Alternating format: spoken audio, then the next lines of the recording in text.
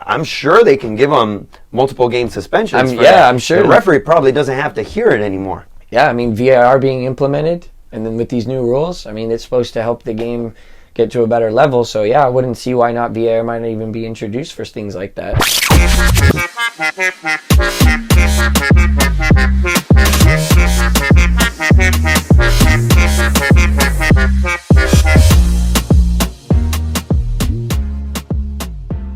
I'm Bryan. I'm Jimmy. Let's get to it. FIFA's going to be implementing some new rule changes next year for the upcoming season that are going to impact the game a little bit, right? The game's evolving, so they got to change the rules to evolve with the new game. So first one is no more accidental handball goals is the new topic. We're looking at the picture that they used for this article. It looks like Kun Aguero is sliding in and scoring a goal with his hand. He didn't intentionally reach for the ball with his hand, but the ball just accidentally touched him there. The ball ended up in the back of the net, and it looks like it was ruled a goal. It was ruled a goal, yeah. So now they're saying that that's not going to count, and so that's a bit confusing. I mean, deflections happen constantly in the box, right? Things can bounce around. Guys aren't intentionally trying to put the ball in the back of the net, obviously, with their hand. It is a part of their body. If they're going to be pulling those away, I mean, obviously VAR is now involved. Yeah. So that can be definitely something that can be brought up in VAR and talked about. And people could be saying, hey, you're taking the power away from the referee. We're seeing a lot of power taken away from the referee nowadays with VAR. So lots more time spent reviewing plays. And also, would it only apply to forwards or defenders? Would it only apply to those attacking players? Like, what happens if a defender, right? I've seen defenders score own goals on accident, right? I mean, myself being a defender, I've scored own goals on accident. It's not an easy thing. So are those going to be overturned, right? This is a part of that, I think, that gray area, right? What almost every rule has in the game of soccer, right? What's considered offsides, any part of the body, or is it a part of the body that can score?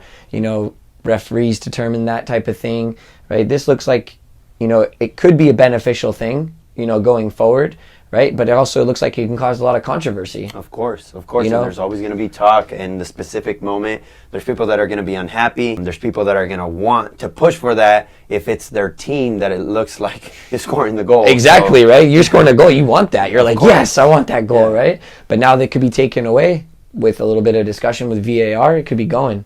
We also got substitutes, right? Players that get substituted can go off any part of the field. They're supposed to go off the closest side of the field that they are on. So now players don't have to come back to halfway line. So they can't hide in the corner anymore, the far corner, which is what they usually do. But I think players are going to find a way. Players always find a way. I mean, come on. They know number 7's coming off the field. They push him all the way to the corner. Now, where's he going to stand? Maybe walk to the middle of the field? Walk to the middle, the top of the box, somewhere there. It's going to come down to how fast the referees can hunt that player down. Exactly. It's going to come down to the referees where they can identify that player, get to them as soon as possible, and get them to get off the field as quickly as possible. I mean, I think the rule is a great thing. It's not going to have that slow down process for players. It's not going to be able to let them slow the game down for their team, whether they're winning, or they're getting that result. So it's going to force players to get off the field quickly, which I think is awesome because it's going to keep the game flowing, right? But like you said, players are smart. They're going to find a way, figure out a way to maybe slow that process down.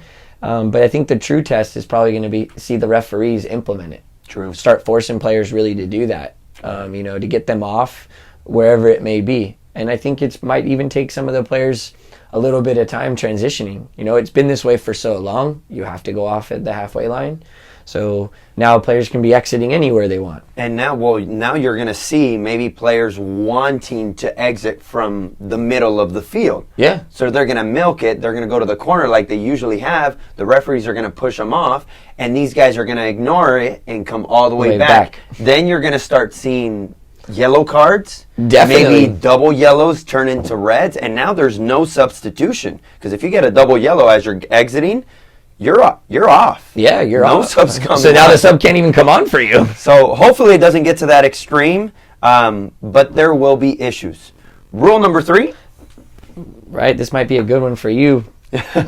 No attacking players in the wall. Well, that's a good one for goalkeepers. Now there won't be too much of an issue of attacking players pushing defenders off so that the ball sneaks through the wall. Yeah. Things like that. Yeah, I mean, this is going to be really interesting change. I mean, there's a lot of teams, a lot of coaches, players. They have set pieces, plays that they set up when they want players in the wall. They want to make it more difficult for the goalkeepers to see, right? I mean, True. You've been there probably when it's a ball really close to the top of the box. Definitely. Right? And then you make a 5-man wall, and then the other team puts 5 more players in the wall. And then it gets all crazy, and then I have to readjust. Depending on the goalkeepers, I usually make sure that I keep my guys on the wall so that if any of their guys exit, there's always a player behind them. Yeah. It all depends on the goalkeeper and all that. But I'm interested to see, are players now in the attacking team, are they supposed to stand 10 yards away? I haven't read too much into it, but that might be a key thing to look at, because the player shooting is 10 yards away. Or more, yeah. Or more from the wall. So does everybody need to be that far away from the wall? Yeah. We'll have to look into it a little bit more. Yeah, or maybe they're not allowed to touch the wall anywhere near it or in touching distance, right? I mean, it's going to make it easier maybe for the goalkeepers to have a more clear sight. You're definitely not going to probably see as many deflections in a big crowded area. Probably not anymore. Right? Yeah. So this is going to be definitely a new one. And now if there's a deflection off the wall, now the goalkeeper can only blame his own team. There's not the other guy's fault now. Right. What's the fourth one? Oh, looks like we're moving back to coaches receiving cards. Oh yeah. So coaches can pick up yellow and red cards. I know that they've been respectful in the past, and they've just had referees come over and dismiss coaches, from the playing field.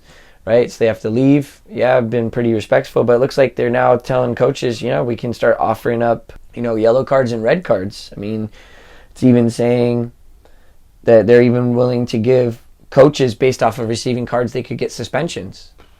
They have already, though, right? Yeah. They have given coaches suspensions for multiple games, but now they're being treated, it looks like, more like players.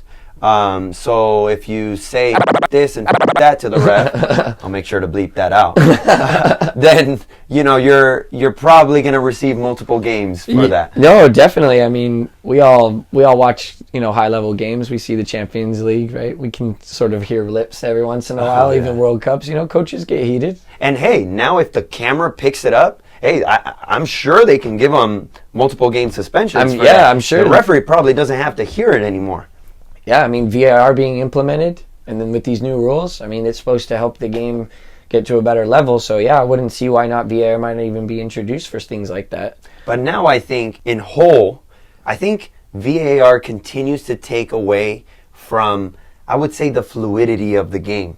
The referee now is not necessarily the law of the land. Yeah, pretty much. I mean, he's getting a second, third, fourth, fifth look at, the event. Some of these events, in some of these games that I've seen where referees have gone to VAR, they're over there watching it for a while. Yeah. And that can slow the game down immensely. Oh, I mean, players are around, getting cold or whatever, and they're trying to, they're in this flow. I mean, if you're the team that's in this flow right now and you're killing it and you're working really well and you're being consistent, and now this referee's killing the game off for you, it could be a major problem for you. Yeah. Especially if you're trying to get back in the game, right? Like, you just scored this goal, it has to be reviewed.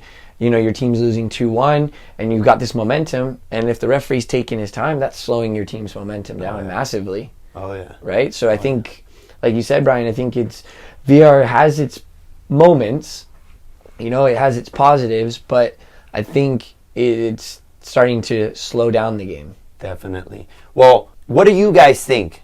Think about those 4 changes that we just talked about right now. VAR, what are your thoughts? We'll keep the discussion going. Let us know what we should talk about in the comment section below. Comment, like, subscribe, and we'll see you on the next show. Take care. See you guys. Hey guys, thanks for watching. Head to our website now to get your new gear, epdfutbol.com.